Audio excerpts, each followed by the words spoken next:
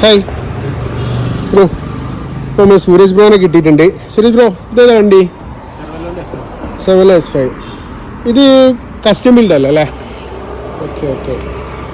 ഇത് കുറച്ച് വെറൈറ്റി ആണല്ലോ അല്ലേ? ഇത് ഇങ്ങനെ തന്നെ വരുന്നത്?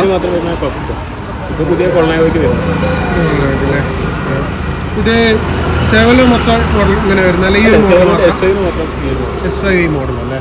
അതൊന്ന് ജസ്റ്റ് ഒന്ന് ബെൻഡ് ചെയ്യും. ഓക്കെ. ഗ്രൂപ്പ് സെറ്റ് ഏതാ വരുന്നത്?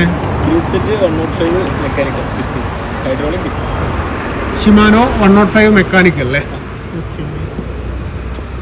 ഹൈഡ്രോളിക് അല്ലേ അല്ലേ?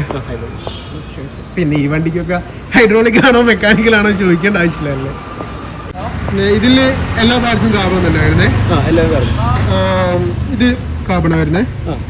Handle bar carbon, seat post. ഓ, വണ്ടി മൊത്തത്തിൽ അതായത് നമ്മുടെ വണ്ടിയുടെ ഗ്രൂപ്പ് സെറ്റ് ഒഴിച്ച് ബാക്കി എല്ലാ പാർട്സും കാർബണാണ് വരുന്നത്.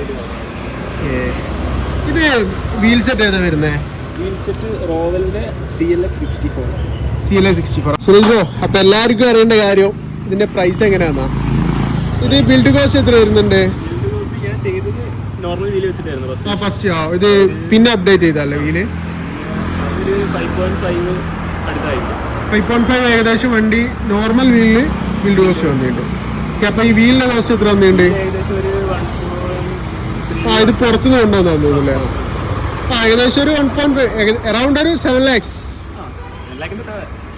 താഴെയായിട്ട്. അപ്പൊ ലക്ഷ്യങ്ങളുടെ വിലയുള്ള വണ്ടിയാണ്. Okay bro.